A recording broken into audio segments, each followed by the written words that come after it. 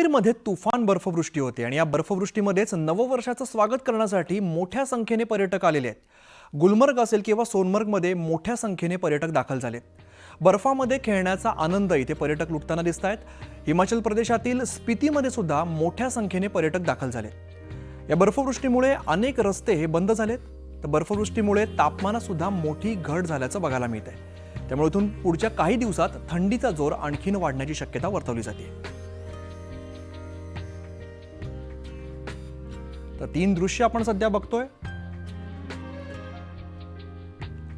बर्फवृष्टीमुळे अनेक ठिकाणी रस्ते बंद झालेले दिसत आहेत, तरी पण लोकांचा उत्साह मात्र या ठिकाणी मोठा बघायला मिळतोय। गुलमर्ग असेल, सोनमर्ग किंवा स्पिती या सगळ्या ठिकाणी मोठी गर्दी बघायला मिळते।